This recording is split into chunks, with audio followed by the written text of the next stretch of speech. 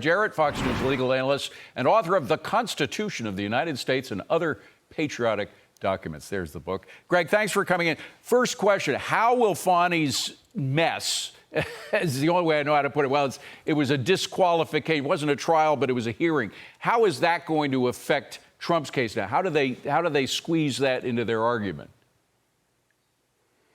Well, I think it's a separate argument that's being made and now litigated on appeal. And I think the appellate court may look dimly on the misbehavior, the misconduct of Fani Willis. It makes no sense that she and Nathan Wade, her lover, both engaged in the same improper conduct that violates the canons of ethics, yet only one gets disqualified and the other remains. I mean, that makes no sense. No. So that will be litigated on appeal separately, David. I see. All right, but it is RICO. I mean, I know AOC says RICO's not a crime, but it is a crime. It's a very complex crime to prosecute. And in order to get everything together, you have to have really top legal advisors to help you through the case. Clearly, Nathan Wade was not one such person. So little did he know about the whole thing that he had these meetings at the White House. What more do we need to know about those White House meetings? Who was talking to him, and were they actually giving him advice of how to carry out a RICO case?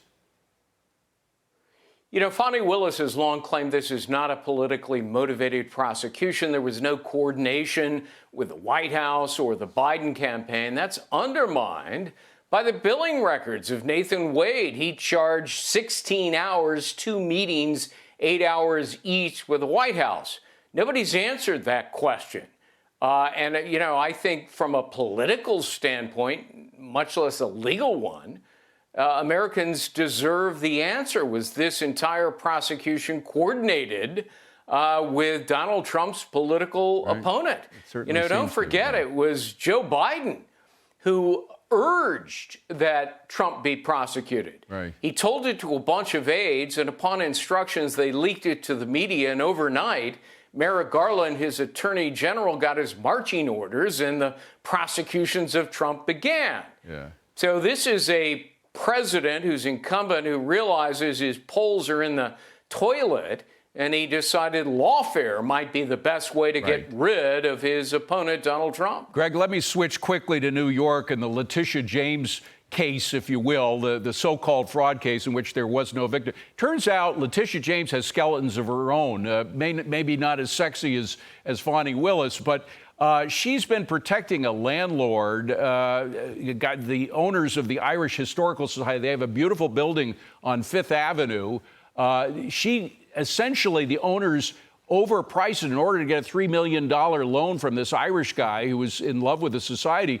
Turns out it wasn't worth nearly as much as they said. When he tried to get his money back, she kind of has been blocking it in favor of the society because they have a lot of political pull. You only got 30 seconds, but is this going to be an embarrassment for her case?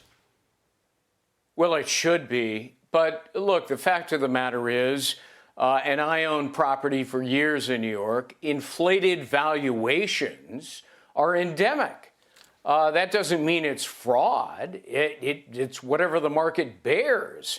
And valuations for tax purposes are dramatically different than real estate valuations for sales. And, what Donald Trump did, according to the witness testimony at his trial, was not at all uncommon. Right. And it didn't change the fact that they were not, they said, defrauded at all. Right. Well, it's exactly what Letitia James was doing, except in her case, there was a victim, unlike Donald Trump. It's just extraordinary. Got to leave it at that. Gregg Jarrett, great to see you. More